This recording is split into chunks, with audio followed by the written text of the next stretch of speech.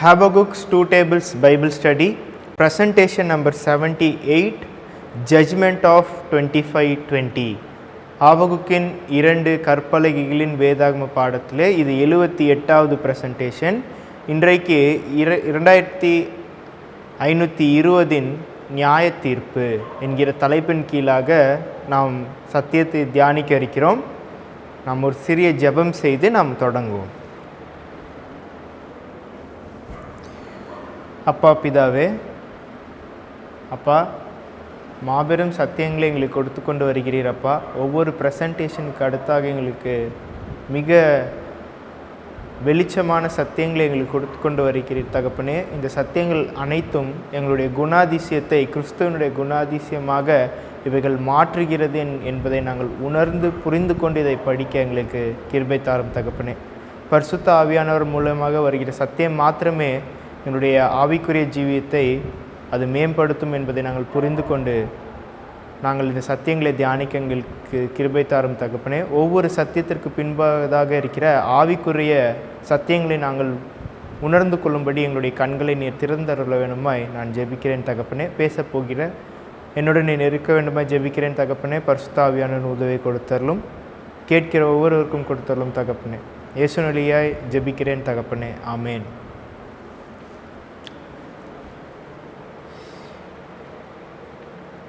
எருசலேம் என்கிற நகரம் தேவன் தெரிந்து கொண்ட ஒரு நகரம்.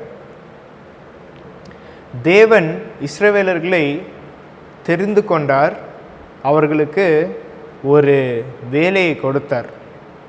அது என்னவென்றால் அவர்கள் ஜீவ ஊற்றுக்களாக இருக்க வேண்டும், அவர்கள் மூலியமாக இரட்சிப்பின் செய்தி உலகம் முழுவதற்கும் செல்ல வேண்டும் என்று தேவன் நிர்ணயித்தார். அவர்களுக்கு அந்த வேலையை கொடுத்தார். ஆனால் அவர்கள் அந்த வேலையை செய்யவில்லை. அதனால் தேவன் என்ன செய்தார் என்றால் அநேக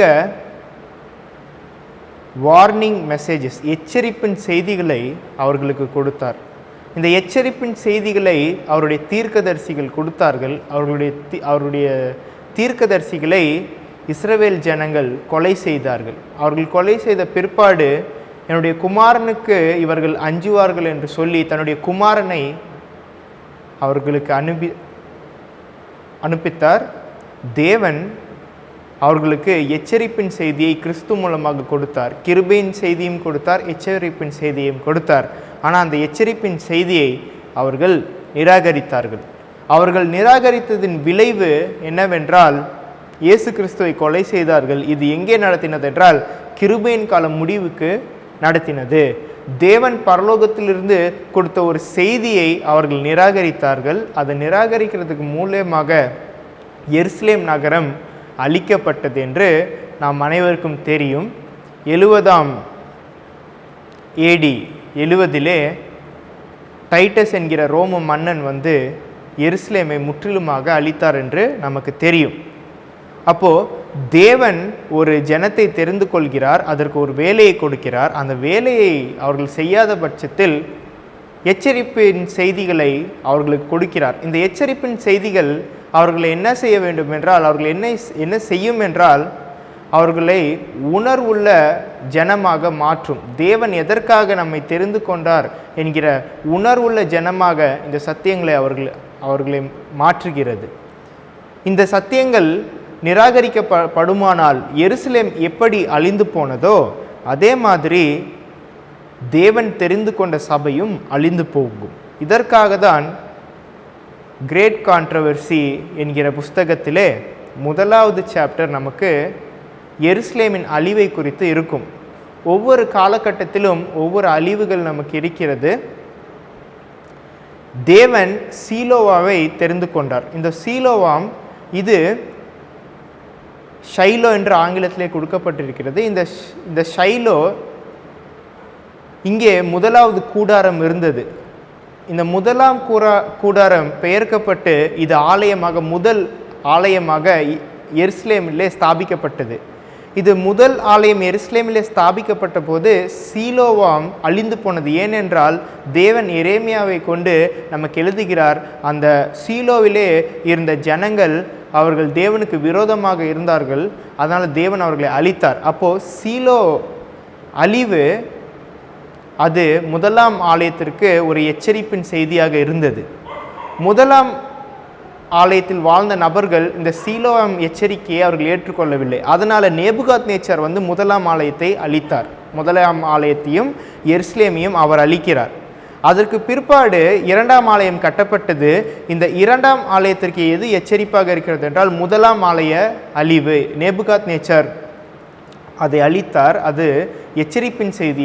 யாருக்கு எச்சரிப்பின் செய்தி என்றால் இரண்டாம் கோவிலில் வாழ்ந்த நபர்கள், இரண்டாம் ஆலயத்தின் காலத்தில் வாழ்ந்த நபர்களுக்கு அது எச்சரிப்பு. அவர்களும் இந்த எச்சரிப்பின் செய்திகளை கேட்காமல் அவர்கள் என்ன செய்தார்கள் என்றால் விட்டுவிட்டார்கள். அதனால் ரோம படை 70ஆம் நூற்றாண்டிலே AD 70 அவர்களை அழித்தார்கள்.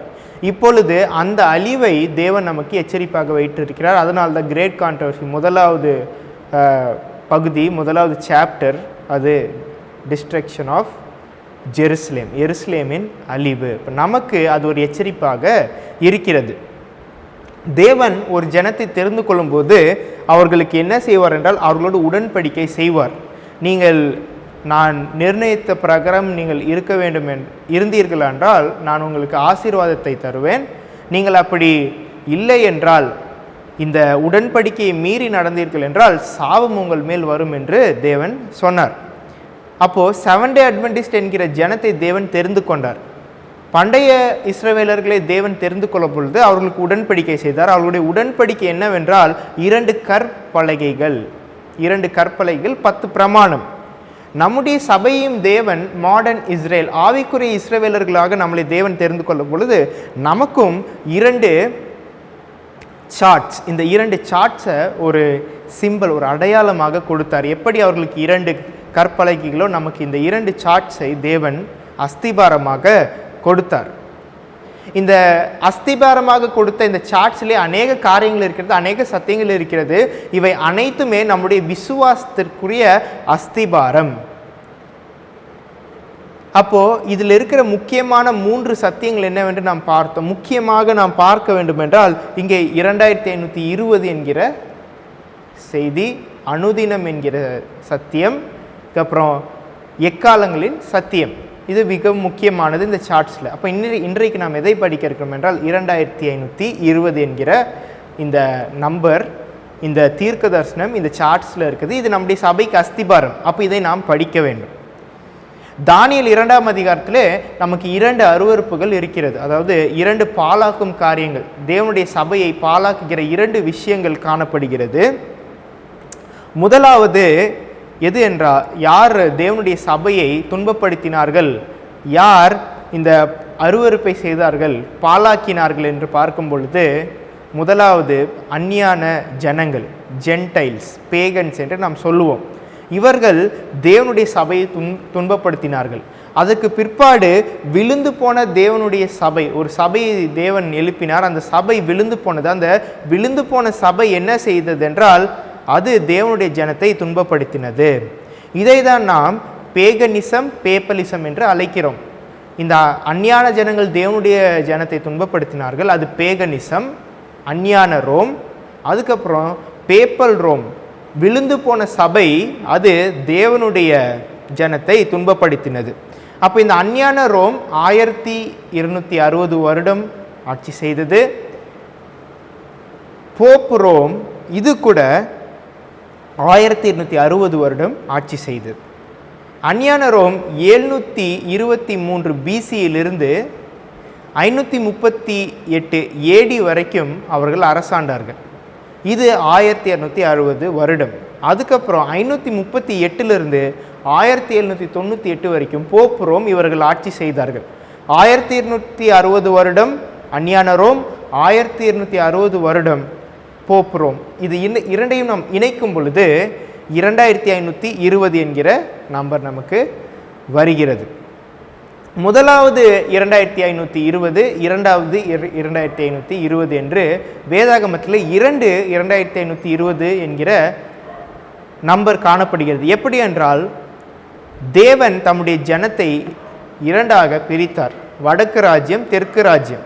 இது பிரிக்கப்பட்ட போது இந்த இருவர் மேலும் தேவன் நியாய தீர்ப்புகள் அனுப்பினார். இந்த நியாய தீர்ப்புகள் தான் 2520. அப்போது வடக்கு ராஜ்யம் தேவனுடைய சொல்லை கேளாமல் 723 இந்த வடக்கு ராஜ்யம் அசிரியர்களால் கைப்பற்றப்பட்டது. 723.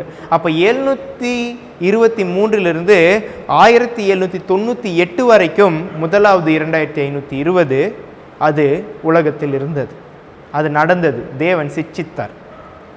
தேவன் நியாய தீர்ப்புகளை அனுப்பித்தார். 2520 என்கிற இந்த தீர்க்க தரிசனம் 677. இது தெற்கு ராஜ்யம். தெற்கு ராஜ்யத்திலே அது பாபிலோனியர்களால் கைப்பற்றப்பட்டது 677. அப்பொழுது இருந்து 1844 வரைக்கும் இந்த 2520 என்கிற தீர்க்க தரிசனம் செல்லுகிறது. அப்படி என்றால் 1798 1844 வரைக்கும் இருக்கிற இந்த காலங்கள் 46 வருடம். இந்த 46 வருடங்களிலே தேவன் சபையை கட்டினார். 1798 1844 வரைக்கும் 46 வருடங்கள் தேவன் சபையை கட்டினார். எப்படி கட்டினார் என்றால், முதலாவது அஸ்திபாரத்தை போட்டார், அப்புறம் தூண்களை நிறுவினார். முதலாவது அவர் அஸ்திபாரத்தை போடுவது இந்த 2 சார்ட்ஸை முதலாவது சபைக்கு கொடுத்தார். இங்கே இருக்க 1843 என்கிற சார்ட்டை தேவன் இந்த அஸ்திபாரத்தை சபைக்கு கொடுத்தார். இதுதான் அஸ்திபார சத்தியம். இதை சபைக்கு அஸ்திபாரமாக போட்டு அதன் மேல் தேவன் கட்ட ஆரம்பித்தார். 2300 ராப்பகல் தீர்க்க தரிசனம் மூலியமாக தான் சபை நிறுவப்பட்டது என்று அநேகர் நினைத்து கொண்டிருக்கிறோம். அது உண்மைதான். ஆனால் 2300 ராப்பகல் மாத்திரம் சத்தியம் கிடையாது. இதோடு அநேக சத்தியங்கள் இணைந்துள்ளது. இந்த அஸ்திபாரத்தின் மேல் தேவன் சபையை கட்டினார். அப்போது 2300 ராப்பகல் தீர்க்க தரிசனமாக இருக்கட்டும், 2520 தீர்க்க தரிசனமாக இருக்கட்டும், இது இரண்டும் நியாய தீர்ப்பை குறித்து பேசுகிறது. 2300 ராப்பகல் என்ன சத்தியத்தை நமக்கு விளக்குகிறது என்றால், தேவன் நுட்ப நியாய விசாரணை தொடங்கிவிட்டார். அது எப்பொழுது தொடங்கினார் என்றால் 1844 அக்டோபர் 22 அன்னைக்கு தேவன் தொடங்கினார் என்று நம் அனைவருக்கும் தெரியும்.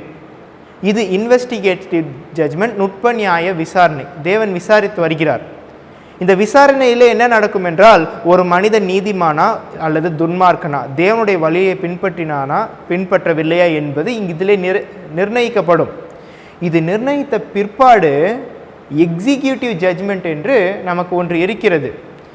துன்மார்க்கனாக இருந்தால் தேவன் அவர்கள் மீது நியாய தீர்ப்புகளை அனுப்புவார். இந்த நியாய தீர்ப்புகளை அனுப்புவது, தேவன் நியாய தீர்ப்பு செய்வது, இது 2520 தேவனுடைய சிட்சை, தேவனுடைய கோபத்தை குறிக்கிறது தான் 2520. அப்போ இன்னைக்கு அட்வென்டிசம், செவன்டே அட்வென்டிசமில் இது ஒரு பெரிய கான்ட்ரவர்சி, இது ஒரு பெரிய பிரச்சனையாக காணப்படுகிறது. என்ன பிரச்சனை என்றால், தேவன் சபைக்கு கொடுத்த இந்த அஸ்திபாரம் 1843 சார்ட், 1850 சார்ட், இந்த இரண்டையும் தேவன் அஸ்திபாரங்களாக கொடுத்தார். அஸ்திபாரமாக கொடுத்த பிற்பாடு தேவனுடைய ஜனங்கள் இதை விட்டுவிட்டார்கள். இதை விட்டுவிட்டு இப்பொழுது சபையிலே இதில் இருக்கிற சத்தியங்கள் நமக்கு தேவை கிடையாது, இது நம்மை பரிசுத்தப்படுத்தாது, நமக்கு தேவன் மேல் இருக்கிற விசுவாசம் மாத்திரமே போதும் என்கிற ஒரு தவறான கொள்கையை பின்பற்றி கொண்டு சபை இருக்கிறது. அப்போ இந்த 1843 சாட் அஸ்திபாரமாக எனக்கு கொடுக்கப்பட்டிருக்கிறது என்றால், இதில் இருக்கிற சத்தியத்தை நான் புரிந்து கொள்ள வேண்டும். 2500 என்கிற சத்தியத்தை நான் புரிந்து கொள்ள வேண்டும். தேவன் ஒரு ஜனத்தை தெரிந்து கொண்டு அதற்கு அஸ்திபாரம் போட்டு அதை கட்டுகிறார் என்று நாம் இப்பொழுது பார்த்தோம்.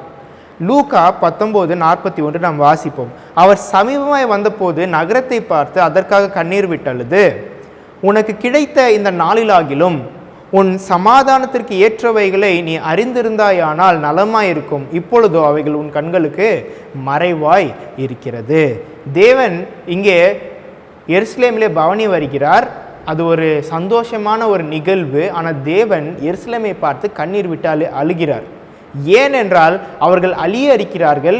எருசலேமின் அழிவு அங்கே இருக்கிறது, அங்கே வர இருக்கிறது. அதனால் தேவன் அதை பார்த்து கண்ணீர் விட்டு அழுது தேவன் என்ன சொல்கிறார் என்றால், உன்னுடைய சமாதானத்திற்கு ஏற்றவர்களை நீ அறிந்திருந்தாயானால், இவர்களுடைய சமாதானத்திற்கு ஏற்றவைகள் என்னவென்றால், இயேசு கிறிஸ்து வந்தார், இயேசு கிறிஸ்துவை அவர்கள் ஏற்றுக்கொண்டிருந்தார்களானால் ரட்சிப்பு மிக விரைவாக உலகம் முழுவதும் பரம்பி இருக்கும். ஆனால் அவர்களுடைய சமாதானத்திற்கு ஏற்றவர்களை அவர்கள் அறியவில்லை. அதே மாதிரி செவன்த் டே அட்வென்டிஸ்ட் திருச்சபைக்கு சமாதானத்திற்கு ஏற்றவைகள் என்னவென்றால் 1843 சார்ட். தேவன் அஸ்திபாரமாக கொடுத்த இந்த சார்ட்டு, இதை ஏற்றுக்கொள்வது மூலியமாக இது நாம் அறிந்திருந்தோமானால் நமக்கு நலமாக இருக்கும். ஆனால் இப்பொழுதோ அவைகள் கண்களுக்கு மறைவாய் இருக்கிறது. ஏன் இது கண்களுக்கு மறைவாய் இருக்கிறது என்றால், இது அநேக கள்ள சத்தியங்களால் மூடி இருக்கிறது. இயேசு கிறிஸ்து வாழ்ந்த காலத்திலே இயேசு கிறிஸ்து புதிதாக சத்தியங்களை கொடுத்தார் என்று அநேகர் நினைத்து கொண்டிருந்தார்கள். ஆனால் அந்த சத்தியங்கள் அனைத்துமே பழைய ஏற்பாட்டின் சத்தியங்களை தான் அவர் எடுத்து மறுபடியுமாக அதை புதுப்பித்து கொடுத்தார் என்று அவர்களுக்கு தெரியவில்லை. ஏனென்றால் பழைய ஏற்பாட்டு சத்தியங்கள் எல்லாம் இந்த வேதபாரகர் பரிசேயர் என்கிற இவர்களுடைய கள்ள போதனைகளால் இது மூடி இருந்தது. அதனால் தேவன் என்ன செய்தார் என்றால், தேவன் புதிதான சத்தியங்களை கொடுத்தார் என்று அநேகர் நினைத்தார்கள். அதே மாதிரி இப்போதும் ஏன் நம்முடைய கண்களுக்கு இது புதிய சத்தியமாக தெரிகிறது, புதிதாக தெரிகிறது என்றால், அநேக ஆண்டுகள் கள்ள போதனைகளால் 2520 என்கிற தீர்க்க தரிசனம் மூடி இருக்கிறது. இதை குறித்து எரேமியா நமக்கு எழுதும் பொழுது எரேமியா 6:16, வழிகளிலே நின்று பூர்வ பாதைகள் எவை என்று கேட்டு விசாரித்து நல்ல வழி எங்கே என்று பார்த்து அதிலே நடவுங்கள், அப்பொழுது உங்கள் ஆத்மாவுக்கு இளைப்பாறுதல் கிடைக்கும் என்று கர்த்தர் சொல்கிறார். அவர்களோ நாங்கள் அதில் நடக்க மாட்டோம் என்கிறார்கள். இங்கே பூர்வ பாதைகளை நினையுங்கள் என்றால், ஒரு பாதையை தேவன் நிர்ணயித்தார். அந்த பாதையிலிருந்து நீங்கள் வேறே பாதைக்கு சென்று விட்டீர்கள்.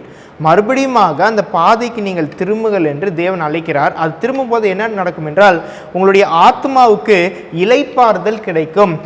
நாம் இப்பொழுது லூக்கா 19வது அதிகாரத்தில் வாசித்தோம், நம்முடைய சமாதானத்திற்கு ஏற்றவைகள்.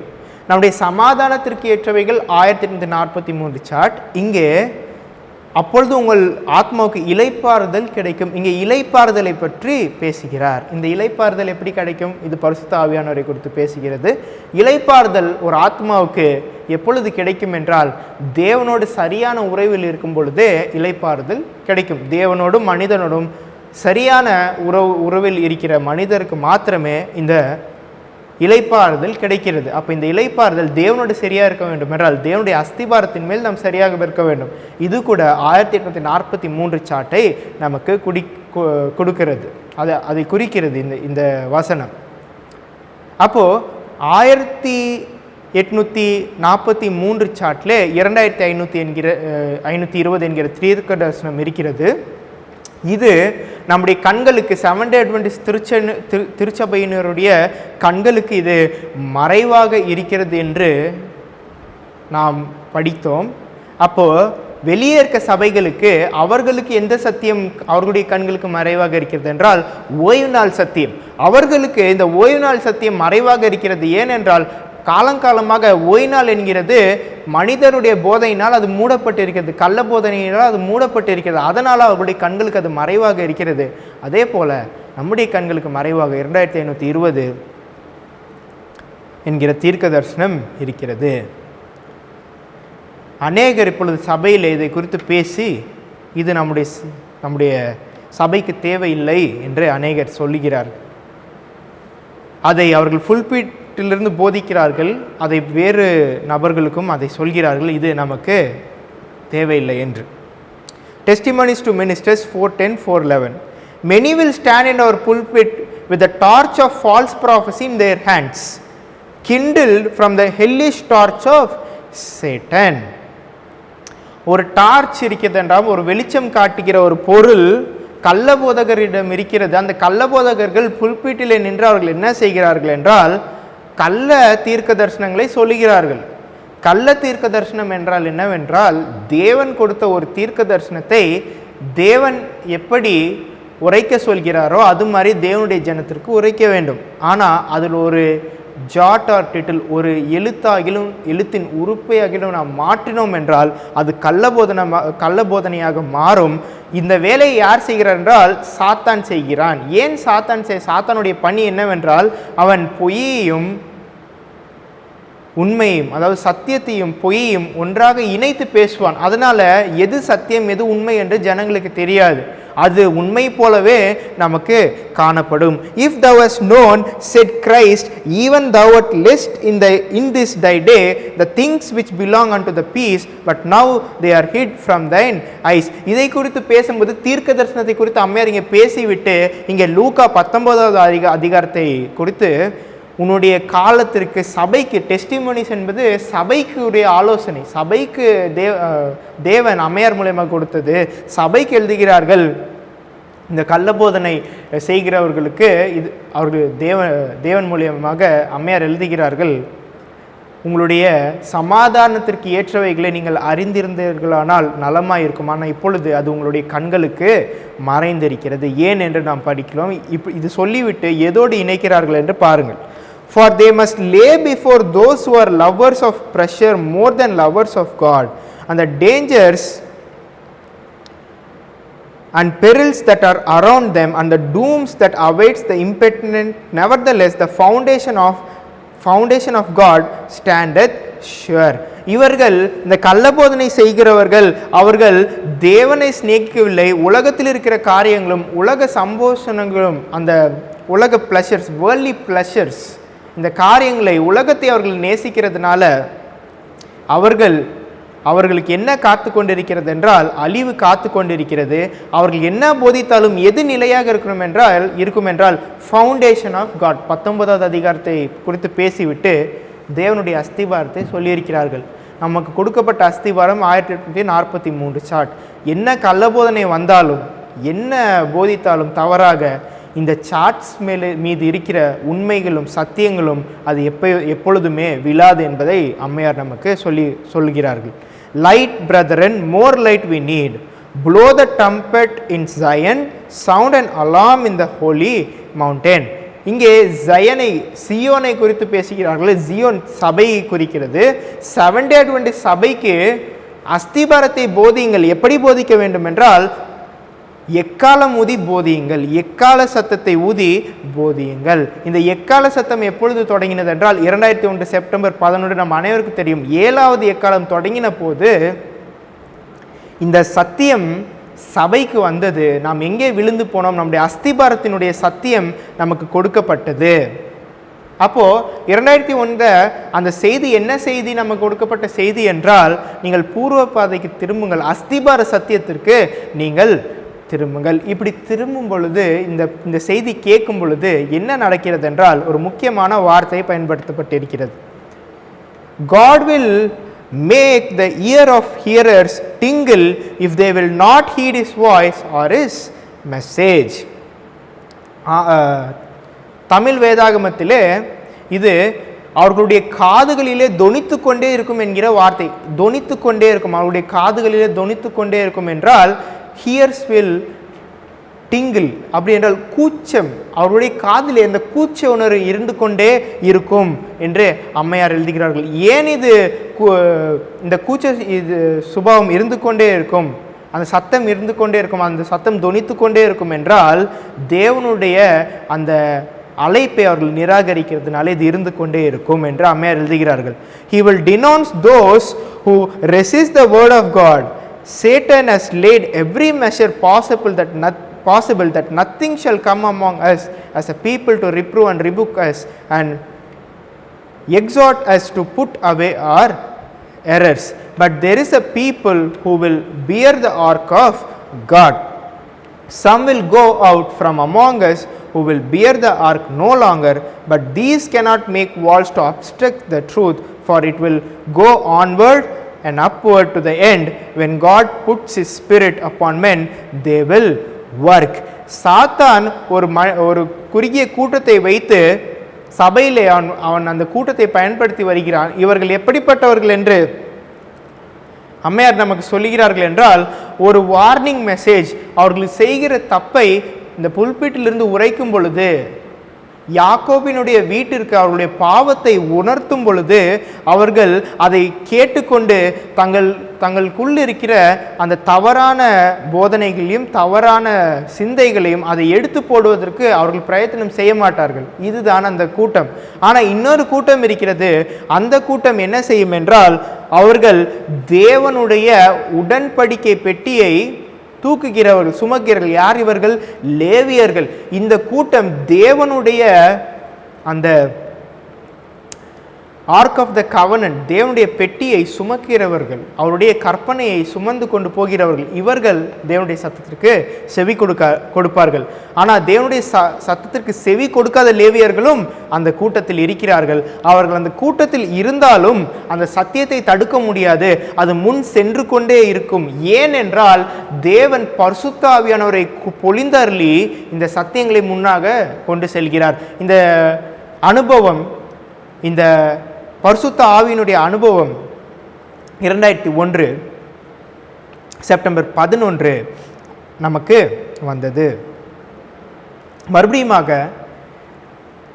நியாயராசிரிப்பு சட்டத்திலே மறுபடியுமாக பரிசுத்த ஆவியானவரை தேவன் பொழிந்தருளப் போகிறார் என்று நமக்கு தெரியும். அப்பொழுதும் இந்த சத்தியங்கள் தொடர்ந்து கொண்டே இருக்கும்.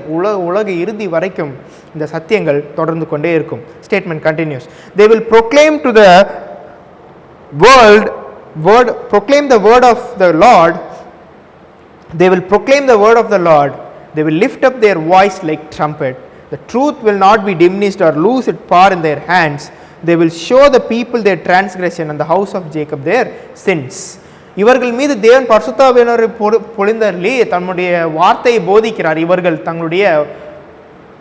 தங்களுடைய சத்தத்தை எக்காலம் போல உயர்த்தி யாக்கோபுடைய வீட்டிற்கு தங்களுடைய பாவத்தை அறிவிப்பார்கள். இது 7ஆம் எக்காலம் காலத்திலே தொடங்கினது. 2001 இது ஆரம்பித்தது என்று நமக்கு தெரியும். தேவன் எச்சரிப்பின் சத்தியத்தை கொடுக்கும் பொழுது ஏன் காதுகள் கூசுகிறது, ஏன் அது காதுகளிலே தொடித்து கொண்டே இருக்கிறது என்கிற சத்தியத்தை நாம் படிக்க இருக்கிறோம். அப்படி என்றால் என்ன? 1 சாமுவேல் 3:11. கர்த்தர் சாமுவேலை நோக்கி, இதோ நான் இஸ்ரவேலில் ஒரு காரியத்தை செய்வேன், அதை கேட்கிற ஒவ்வொருவனுடைய 2 காதுகளிலும் அது தொனித்து கொண்டிருக்கும். நான் ஏலியின் குடும்பத்திற்கு விரோதமாய் சொன்ன யாவையும் அவன் மேல் அந்நாளிலே வரப்பண்ணுவேன். அதை தொடங்கவும் அதை முடிக்கவும் போகிறேன். அவன் குமாரர் தங்கள் மேல் சாபத்தை வரப்பண்ணுகிறதை அவன் அறிந்திருந்தும் அவர்களை அடக்காமற் போன பாவத்தின் நிமித்தம் நான் அவன் குடும்பத்திற்கு என்றும் நீங்காத நியாய தீர்ப்பு செய்வேன் என்று அவனுக்கு அறிவித்தேன். அதன் நிமித்தம் ஏலியின் குடும்பத்தார் செய்த அக்கிரமம் ஒருபோதும் பலியினாலாவது காணிக்கையினாலாவது நிவர்த்தியாவதில்லை என்று ஏலியின் குடும்பத்தை குறித்து ஆணையிட்டிருக்கிறேன் என்றார். இங்கே சாமுவேலுக்கு தேவன் ஒரு காரியத்தை விளக்குகிறார். அது என்னவென்றால், தேவன் ஏலியையும் அவனுடைய குமாரரையும் அவருடைய குடும்பத்தையும் நிராகரித்து புதிதாக ஒரு நபரை தெரிந்து கொள்ளுகிறார். இது யாரை குறித்து பேசுகிறது? தலைமைத்துவம். ஏலி அவருடைய குமாரர்கள் தேவன் நிர்ணயித்தவர்கள். அதென்றால் இஸ்ரவேலை நடத்துகிறவர்கள், லீடர்ஷிப்பை குறித்து இங்கே பேசப்படுகிறது. அப்போ இவர்களை தேவன் என்ன செய்கிறார் என்றால் நிராகரிக்கிறார். ஏன் நிராகரிக்கிறார் என்றால் அந்த காரியம் நமக்கு இங்கே கொடுக்கப்பட்டிருக்கிறது. அதற்கு முன்பதாக முதலாவது நாம் 11வது வசனத்தில் பார்த்தோம், நான் இந்த குடும்பத்திற்கு செய்ய போகிறதை ஒவ்வொருடைய காதுகளிலும் இது தொனித்து கொண்டே இருக்கும். இட் வில் டிங்கிள், ஆங்கிலத்தில் டிங்கிள். அது கேட்டுக்கொண்டே இருக்கும், தொனித்து கொண்டே இருக்கும், கூசிக்கொண்டே இருக்கும். இது என்னவென்றால் தேவனுடைய நியாய தீர்ப்பு. நான் என்னுடைய நியாய தீர்ப்பை ஏலியின் மீது வர வைக்கப் போகிறேன். ஏனென்றால் ஏலி தன்னுடைய குமாரர் செய்கிற காரியத்தை அறிந்திருந்தும் அதை தடுக்காமல் போன இந்த பாவத்தின் நிமித்தம் ஃபெயிலியர் ஆஃப் ரெஸ்பான்சிபிலிட்டிஸ், தேவன் கொடுத்த பணியை செய்யவில்லை என்றால் தேவன் தன்னுடைய பணியை அவர் அந்த மனிதனிடம் இருந்து எடுத்து வேறே ஒரு நபருக்கு கொடுத்து விடுவார். அந்த மனிதரும் ரட்சிப்பை இழந்து போவார் என்பதற்கு ஏலியும் அவருடைய குமாரரும் நமக்கு ஒரு சாட்சிகளாக இருக்கிறார்கள். இதனால் அவர்கள் செய்கிற பாவத்தினால ஓப்பினி பிணையாஸ் அவர்கள் செய்த பாவம் நமக்கு தெரியும். இந்த மாபெரும் கோரமான பாவத்தை இவர்கள் செய்ததுனால இவர்கள் மேல் என்ன வரப்போகிறது என்றால் நியாய தீர்ப்பு வரப்போகிறது. நியாய தீர்ப்பு என்றால் 2520 என்று நாம் எடுத்துக்கொள்ள வேண்டும். தேவனுடைய நியாய தீர்ப்பு தேவன் தெரிந்து கொண்ட நபர் மீது அது வர இருக்கிறது. ஏலியும் அவனுடைய குமாரர்களும் நீக்கப்பட்டு சாமுவேலை தேவன் தெரிந்து கொள்ள போகிறார். இதுதான் இந்த எச்சரிப்பு தேவன் சாமுவேலுக்கு விளக்கினார். இதே மாதிரி அவர் சொன்ன மாதிரி நியாய தீர்ப்புகள் ஏலியின் மீது வந்தது நாம் அனைவருக்கும் தெரியும். இந்த உடன்படிக்கை பெட்டி கைப்பற்றப்பட்டது. அப்பொழுது அது எதற்கு உதாரணமாக இருக்கிறது என்றால் தேவனுடைய பிரசனம் ஆலயத்தை விட்டு நீங்கினது, தேவனுடைய பிரசனம் சென்று விட்டது. அதே மாதிரி ஞாயிறு ஆசிரிப் சட்டம் வரும்பொழுது தேவனுடைய பிரசனம் பரிபூர்ணமாக செவன்த் டே அட்வென்டிஸ்ட் சபையை விட்டு நீங்கும், செவன்த் டே அட்வென்டிஸ்ட் லீடர்ஷிப் விழும் என்பதற்கு இது ஒரு உதாரணமாக நமக்கு இருக்கிறது. விழும் என்றால் அது ஸ்ட்ரக்சர் விழாது, ஸ்ட்ரக்சரும் விழும். ஆனால் முக்கியமாக அவர்கள் ரட்சிப்பை இழந்து போவார்கள் என்பது இங்கே நமக்கு தெரியப்படுத்துகிறது. அப்போ கடைசி வசனத்தில் 3:14 1 சாமுவேல் 3:14 அவர்களுடைய பலி, அவர்களுடைய அக்கிரமம் எந்த ஒரு பலியினாலாவது காணிக்கையினாலாவது அது நிவர்த்தியாவதில்லை. ஞாயிறாசிரிப்பு சட்டம் வந்த பிற்பாடு தேவன் தம்முடைய அந்த பணியை, பரலோகத்திலே பரிந்து பேசுகிற பணியை, தேவன் பரலோகத்திலே செய்கிற அந்த கூடார பணியை விட்டு அவர் எழுந்திருப்பார். அதுதான் கிருபையின் கால முடிவு. அதுக்கப்புறம் நமக்காக பரிந்து பேசுகிற ஒரு பிரதான ஆசாரியர் பரலோகத்தில் இருக்க மாட்டார். அந்த காலகட்டத்திலே என்ன ஆகும் என்றால் செவன்த் டே அட்வென்டிஸ்ட் திருச்சபையினர் தேவனிடம் முறையிடுவார்கள். ஆனால் அங்கே பரலோகத்தில் இவருடைய பாவத்திற்கு பரிந்து பேச ஒருவரும் இருக்க மாட்டார்.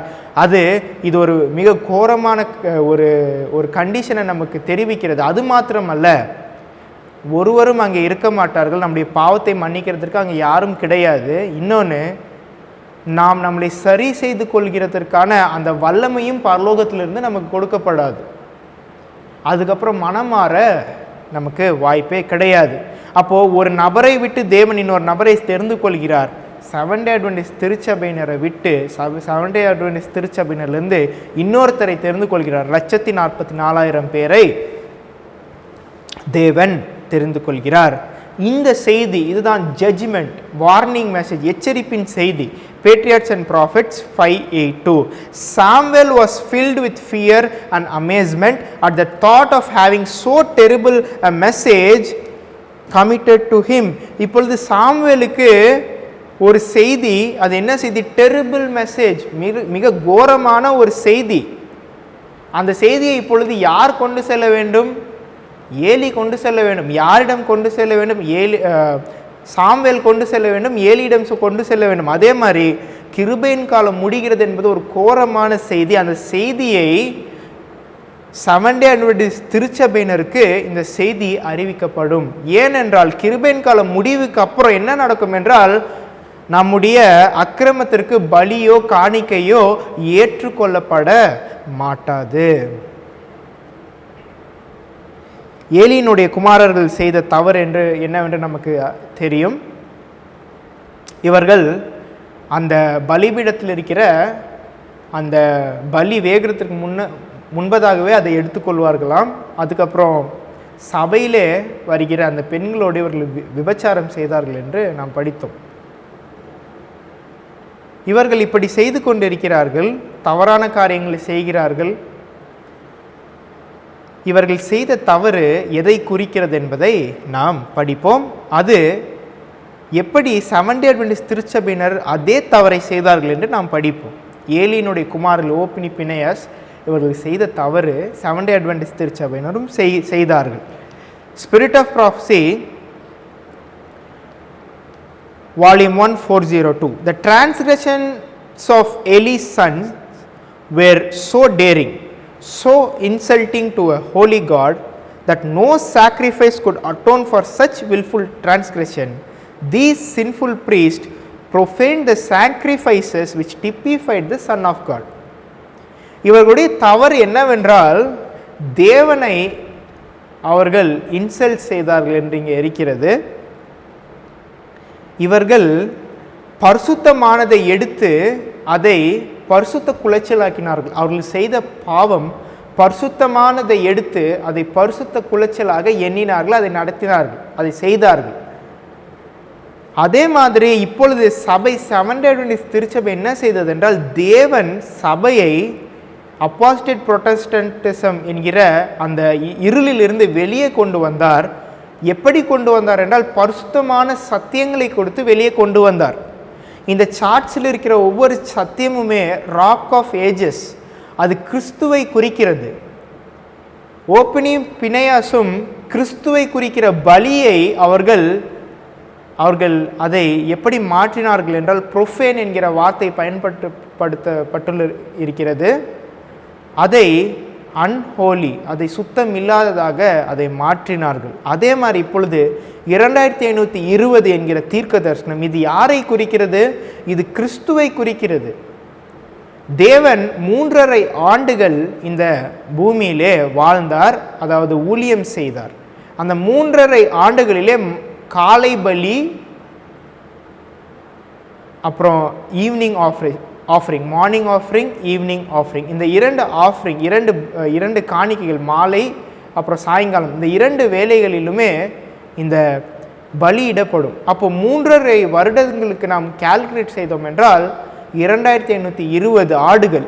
அப்போ கடைசி ஆடு பலி செலுத்தும் பொழுது அம்மையார் நமக்கு எழுதுகிறார்கள், அந்த ஆடு அந்த ஆசாரியன் கையிலிருந்து ஓடி போனது. அப்பொழுது அங்கே பலி செலுத்தவில்லை. அப்போ அந்த 2520 அந்த ஆடு கிறிஸ்து கல்வாரியிலே மரணித்தார். 2520 என்கிறது கிறிஸ்துவை குறிக்கிறது. சாபட்டிக்கல் இயர்ஸ், அதாவது சாபத், ஓய்வு நாளின் வருடங்கள். ஒரு நிலம் இருக்கிறது என்றால் 6 வருடங்கள் அந்த நிலத்தை பண்படுத்த வேண்டும். 7வது வருடம் அதை விட்டுவிட வேண்டும். இந்த 7 வருடங்களை கணக்கிடும் பொழுது 2520 நாட்கள். இது தேவன் கிறிஸ்துவை குறிக்கிறதற்கு கொடுத்த ஒரு எண். இதை நாம் இப்பொழுது இது தவறு என்று சொல்வதனால ஏலியோட குமாரர்கள் பரிசுத்தமானதை எடுத்து அதை பொய்யாக மாற்றினதற்கு ஒப்பாக இருக்கிறது. அனுதினம் என்பது அது அஞ்ஞான ரோமை குறிக்கிறது, சாத்தானுடைய வல்லமையை குறிக்கிறது. நாம் அதை எடுத்து அது பரலோகத்திலே தேவன் செய்கிற பணி என்று சொல்வோம் என்றால், ஏலி செய்கிற பாவம், ஏலியுடைய குமாரர் செய்கிற பாவத்தை நாம் செய்து கொண்டு இருக்கிறோம். இப்படி அந்த பாவம் செய்கிறதுனாலே தேவன் எச்சரிப்பின் செய்திகளை கொடுக்கிறார். இந்த எச்சரிப்பின் செய்தி காதுகளிலே தொனித்து கொண்டே இருக்கும் என்று தேவன் நமக்கு எச்சரிப்பாக சொல்கிறார். எரேமியா 19:1, கர்த்தர் சொன்னது, நீ போய் குயவன் வேலையான ஒரு கலசத்தை கொண்டு ஜனத்தின் மூப்பரிலும் ஆசாரியர்களின் மூப்பரிலும் சிலரை கூட்டிக் கொண்டு கிழக்கு வாசலுக்கு எதிரான முன்னோமுடைய குமாரனின் பள்ளத்தாக்கிலே புறப்பட்டு போய் நான் உன்னோடே சொல்லும் வார்த்தைகளே அங்கே பிரசித்தப்படுத்து. நீ அவர்களை நோக்கி, யூதாவின் குடிகளே, எருசலேமின் குடிகளே, கர்த்தருடைய வார்த்தையை கேளுங்கள். இஸ்ரவேலின் தேவனாகிய சேனைகளின் கர்த்தர் சொல்லுகிறார், இதோ நான் இந்த ஸ்தலத்தின் மேல் ஒரு பொல்லாப்பை வரப்பண்ணுவேன், அதை கேட்கிற யாவருடைய காதுகளிலும் அது தொனித்து கொண்டே இருக்கும். இங்கே எரேமியாவுக்கு தேவன், நீ ஒரு கலசத்தை கொண்டு போ, ஒரு பாட், ஒரு கலசத்தை நீ கொண்டு போ, மூப்பரில் ஆசாரியர்களிலும் சில பேரை நீ தெரிந்து கொண்டு இன்னுமுடைய பள்ளத்தாக்குக்கு போ என்று தேவன் சொல்கிறார். அங்கே நான் உனக்கு ஒரு செய்தியை கொடுப்பேன், அந்த செய்தியை எருசலேமின் குடிகளுக்கும் யூதாவின் ராஜாவுக்கும் நீ பிரசங்கி என்று தேவன் சொல்கிறார். இது கேட்கிற யாருடைய காதுகளிலும் இது தொனித்து கொண்டே இருக்கும், அதாவது கூசிக்கொண்டே இருக்கும். ஏன் என்றால் இது என்ன செய்தி? நான் இந்த ஸ்தலத்தின் மேல் ஒரு பொல்லாப்பை வரப்பண்ணுவேன். பொல்லாப்பை வரப்பண்ணுகிற செய்தி தேவனுடைய நியாய தீர்ப்பு. 2500 நியாய தீர்ப்பு, 2520 என்கிற நியாய தீர்ப்பு. நியாய தீர்ப்பை நான் வரப்பண்ணும் பொழுது இது அவருடைய காதுகள், இந்த செய்தி அவருடைய காதுகளிலே தொனித்து கொண்டே இருக்கும் என்று தேவன் சொல்லுகிறார். எரேமியா 19:4, அவர்கள் என்னை விட்டுவிட்டு இந்த ஸ்தலத்தை அந்நிய ஸ்தலமாக்கி தாங்களும் தங்கள் பிதாக்களும் யூதாவின் ராஜாக்களும் அறியாதிருந்த அந்நிய தேவர்களுக்கு அதில் தூபங்காட்டி இந்த ஸ்தலத்தை குற்றமில்லாதவர்களின் இரத்தத்தினாலே நிரப்பினபடியினாலும் தங்கள் பிள்ளைகளை பாகாலுக்கு தகன பலிகளாக தகனிக்கும்படி பாகாலின் மேடைகளை கட்டினபடியினாலும் இப்படி வரப்பண்ணுவேன். இவைகளை நான் கற்பித்ததும் இல்லை, சொன்னதும் இல்லை. இவைகள் என் இருதயத்தில் தோன்றினதும் இல்லை. இஸ்ரவேல் ஜனங்கள், அதாவது எருசலேமின் குடிகள், இவர்கள் என்ன செய்தார்கள் என்றால், தேவன் தங்களுக்கு கற்பிக்காதது, தங்களுடைய தேவனுடைய இருதயத்தில் தோன்றாத காரியங்களை முன்னாக வைத்து அது தேவனுக்கு செய்கிறதாக நினைத்து கொண்டு செய்தார்கள். அதே போல இப்பொழுதும் தேவன் நமக்கு கற்பிக்காத ஒரு தீர்க்க தரிசனத்தை இந்த சார்ட்ஸ், இந்த 2 சார்ட்ஸை விட்டு இன்னொரு சார்ட்டை நாம் செய்து தேவனுடைய இருதயத்தில் தோன்றினது கிடையாது, அது நமக்கு அவர் கற்பித்ததும் கிடையாது, அதை கொண்டு நாம் செய்தபடினாலே இப்பொழுது தேவன் நமக்கு உரைக்கிறார்.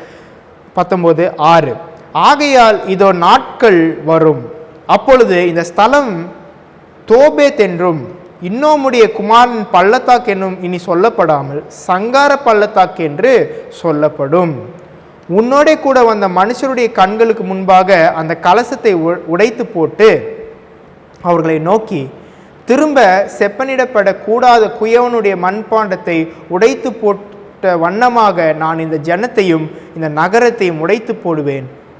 புதைக்கிறதற்கு இடமில்லாததினால் தோபேத்திலே சவங்களை புதைப்பார்கள் என்று சேனைகளின் கர்த்தர் சொல்லுகிறார். இப்படி தேவனுடைய சத்தியத்தை பொய்யாக நாம் மாற்றுவதினாலே நமக்கு என்ன நடக்கிறது என்றால், நாம் சங்காரப்பட இருக்கிறோம். தேவன் நம்மை சங்கரிக்க இருக்கிறார். எப்பொழுது என்றால் நியாயராசரிப்பு சட்டம். ஏனென்றால் அது நமக்கு ஒரு எச்சரிப்பாக நமக்கு வந்திருக்கிறது. அப்போ அந்த கலசம் இருக்கிறது.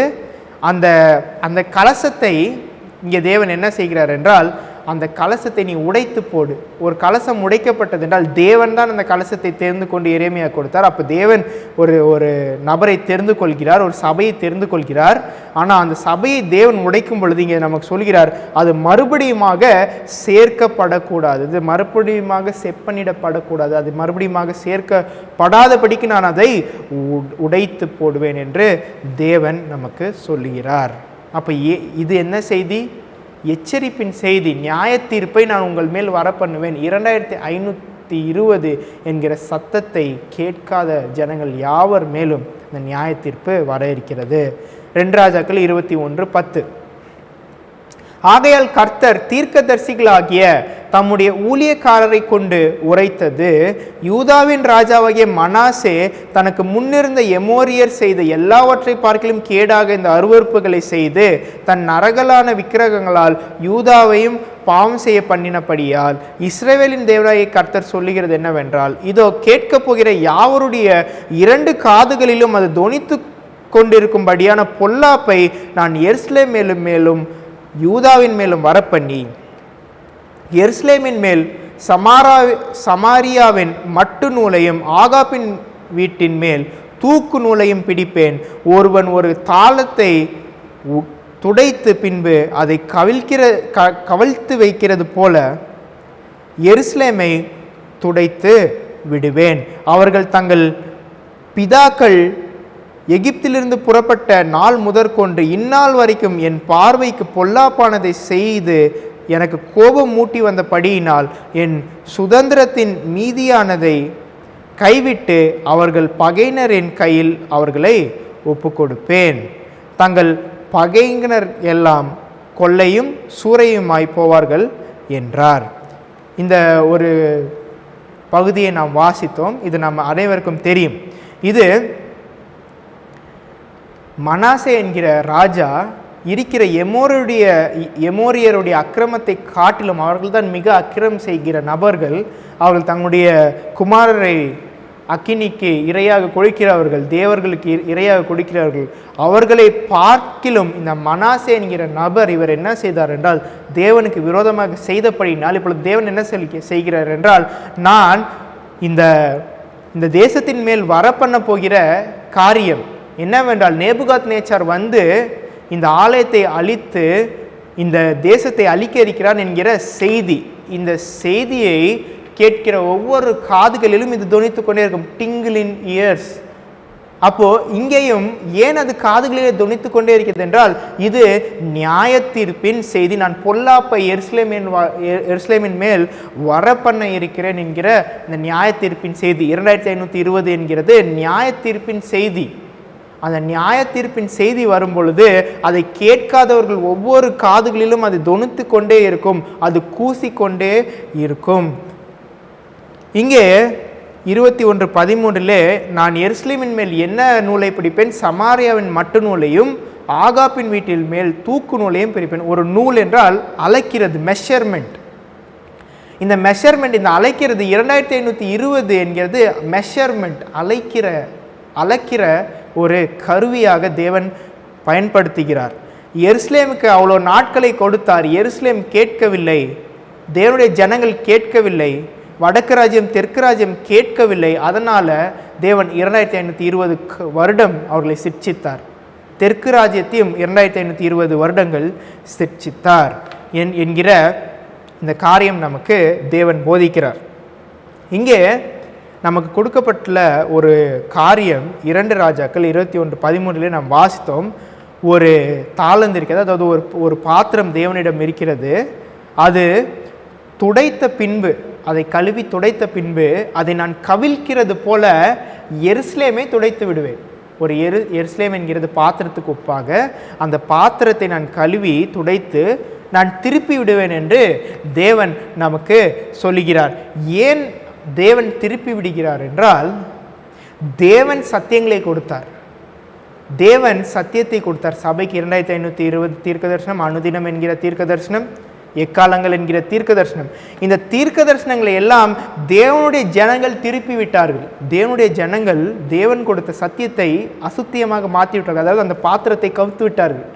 அதனால் தேவன் இப்பொழுது மறுபடியும் சொல்கிறார், உங்களையும் நான் கவிழ்த்து விடுவேன். நீங்கள் எப்படி என்னுடைய சத்தியத்தை நீங்கள் கவிழ்த்தீர்களோ அதே மாதிரி நான் உங்களை கவிழ்த்து விடுவேன் என்று தேவன் எச்சரிப்பு நமக்கு கொடுத்து கொண்டு இருக்கிறார். ஏசாயா 28:14 இன்னொரு காரியத்தில் இதை குறித்து பேசுகிறார் தேவன். ஆகையால் எருசலேமில் உள்ள இந்த ஜனத்தை ஆளுகிற நிந்தனைக்காரரே, கர்த்தருடைய வார்த்தை கேளுங்கள். யாருக்கு? லீடர்ஸ், அட்வென்டிஸ்ட் லீடர்ஸ், சபையை நடத்துகிறவர்கள், அட்வென்டிஸ்ட் லீடர்ஸ்க்கு தேவன், என் ஜனத்தை ஆளுகிற நிந்தைக்காரரே, எருசலேமின் ஜனத்தை ஆளுகிற நிந்தைக்காரரை கேளுங்கள். நீங்கள் மரணத்தோடே உடன்படிக்கையும் பாதாளத்தோடே ஒப்பந்தமும் பண்ணினோம். வாதை பெருவெள்ளமாய் புரண்டு வந்தாலும் எங்களை அணுகாது. நாங்கள் பொய்யை எங்களுக்கு அடைக்கலமாக்கி மாயின் மறைவிலே வந்து அடைந்தோம் என்கிறீர்கள். ஆதலால் கர்த்தராகிய ஆண்டவர் உரைக்கிறது, இதோ அஸ்திபாரமாக ஒரு கல்லை நான் சீயோனிலே வைக்கிறேன். அது பட்சிக்கப்பட்டதும் விலையேற பெற்றதும் திட அஸ்திபாரம் உள்ளதுமான மூளைக்கல்லாய் இருக்கும். விசுவாசிக்கிறவன் பதறான். நான் நியாயத்தை நூலும் நீதியை தூக்கு நூலுமாக வைப்பேன். பொய் என்னும் அடைக்கலத்தை கல்மலை அழித்துவிடும், மறைவிடத்தை ஜலப்பிரவாகம் அடித்து கொண்டு போகும். நீங்கள் மரணத்தோடு செய்த உடன்படிக்கை விருதாவாகி நீங்கள் பாதாளத்தோடே செய்த ஒப்பந்தம் நிற்காதே போம். வாதை புரண்டு வரும் பொழுது அதன் கீழ் மிதிக்கப்படுவீர்கள் என்று தேவன் இங்கே சொல்லுகிறார். இந்த அட்வென்டிஸ்ட் லீடர்ஸ், இங்கே லீடர்ஸை குறித்து பேசப்பட்டிருக்கிறது. தலைமையில் இருக்கிறவர்கள், தேவனுடைய ஜனத்தை நடத்துகிறவர்கள், இவர்கள் என்ன செய்தார்கள் என்றால் மரணத்தோடே ஒப்பந்தம் பண்ணினார்கள். மரணம் என்றால் இருளோடு ஒப்பந்தம் பண்ணியிருக்கிறார்கள். தேவன் நம்மை எங்கேருந்து அழைத்து வந்தார் என்றால் பாபிலோனிலிருந்து அழைத்து வந்தார், எகிப்திலிருந்து அழைத்து வந்தார், அவருடைய போதனைகளிலிருந்து அழைத்து வந்தார். இவர்கள் மறுபடியும் அங்கே சென்று இவர்கள் என்ன செய்தார்கள் என்றால் மறுபடியும் இவர்கள் ஒப்பந்தம் பண்ணினார்கள். அதாவது பொய், கள்ள சத்தியத்தோடு, அதாவது கள்ள வார்த்தைகள், அப்போஸ்டேட் புரொட்டஸ்டன்டிசம், கேத்தலிக் ரிலீஜியன், இவர்களுடைய போதனைகளை இவர்கள் பெற்றுக்கொண்டார்கள்.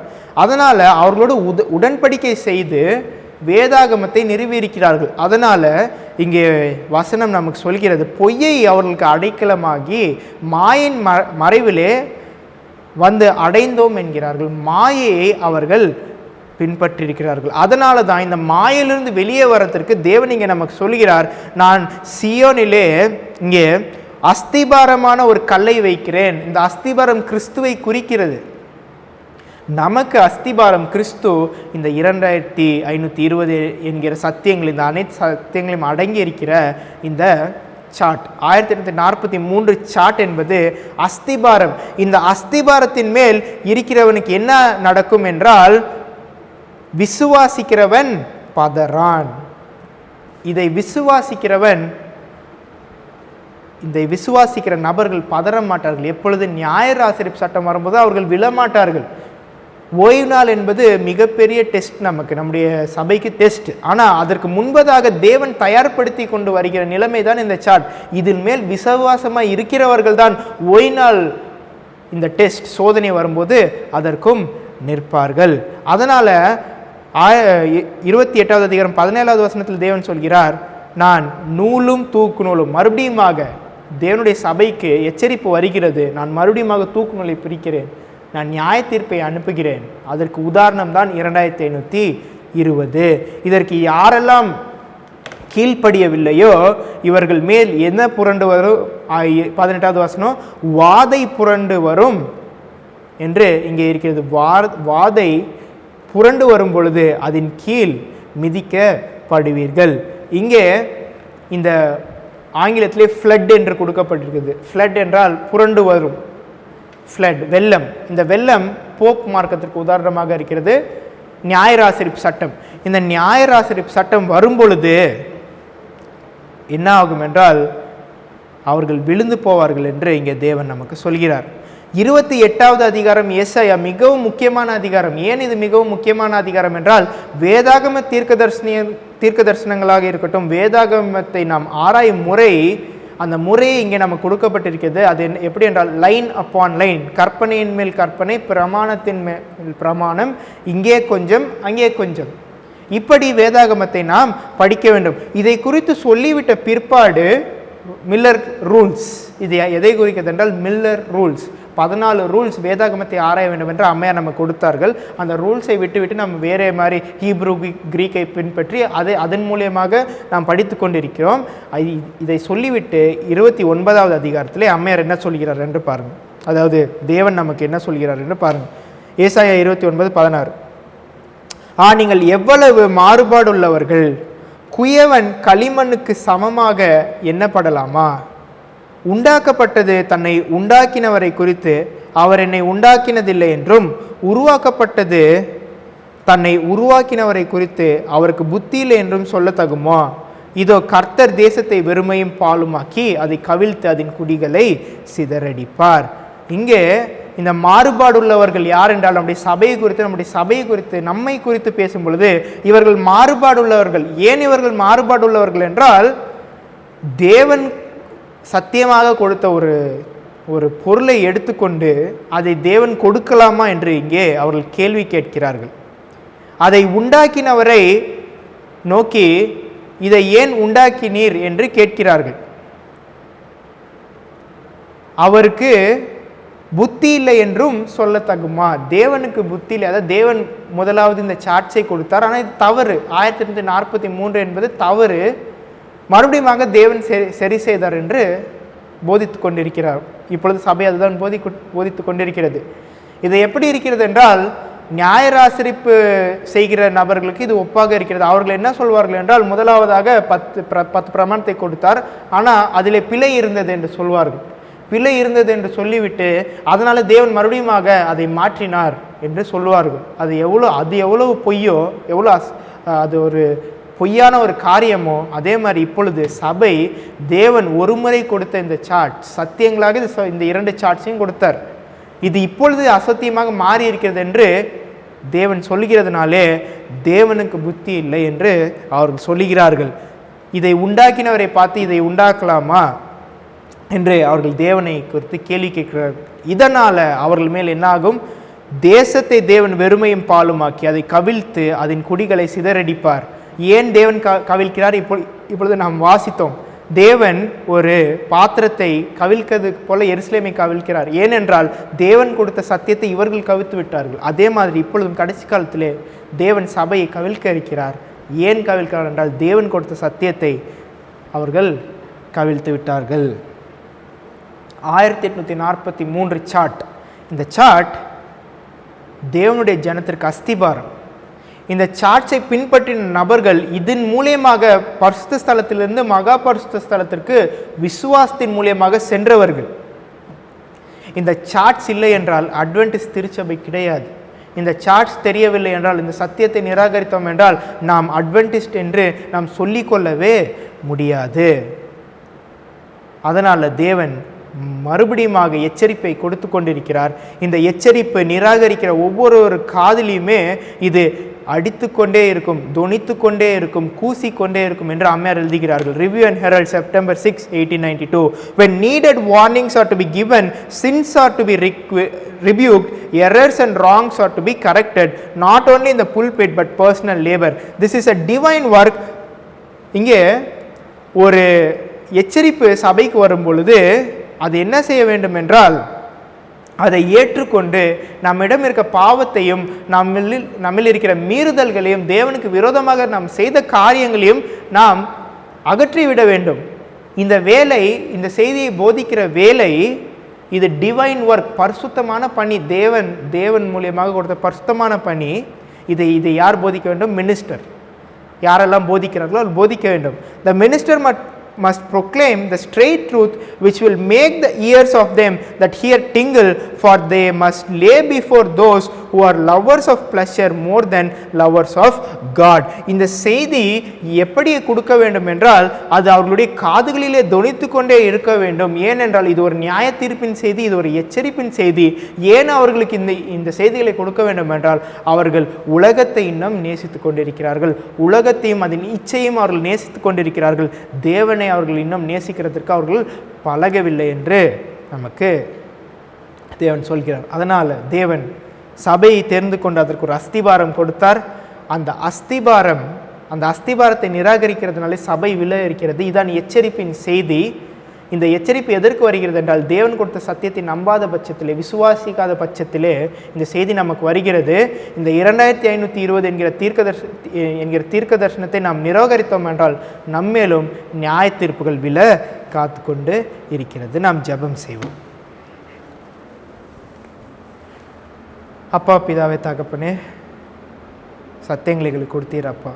வழி விலகி விட்டோம் அப்பா. மறுபடியுமாக உண்மையான மனம் திரும்புதலோடு உம்மிடம் வர எங்களுக்கு கிருபை தாரும் தகப்பனே. எங்கள் இருக்கிற அணுவான பாவத்தை கூட நாங்கள் விட்டுவிடும்படியாக இந்த சத்தியங்களை எங்களை மாற்றுகிறது என்பதை நாங்கள் புரிந்து கொண்டு இதை தியானிக்க எங்களுக்கு கிருபை தாரும் தகப்பனே. எப்பொழுது பரிசுத்த ஆவியானவர் மூலியமாக சத்தியத்தை நாங்கள் ஏற்றுக்கொள்கிறோமோ, அது எங்களை வழிநடத்துகிறதோ, அது எங்களை பரிசுத்தப்படுத்துகிறது என்கிற இந்த சத்தியத்தையும் நாங்கள் புரிந்து கொண்டு இதை நாங்கள் தியானிக்க கிருபை தாரும் தகப்பனே. காலம் மிக சமீபமாக இருக்கிறதுனால எங்களை நீர் தெரிந்து கொண்டு இந்த சத்தியங்களை எங்களுக்கு கொடுத்த இந்த தருணத்திற்காக நன்றி செலுத்துகிறோம் தகப்பனே. எங்களுக்கு கிடைத்த இந்த நாளிலும் நாங்கள் எங்களுடைய சமாதானத்திற்கு ஏற்றவைகளை நாங்கள் அறிந்து கொள்ளும்படி எங்களுடைய கண்களை திறந்தாலும் தகப்பனே.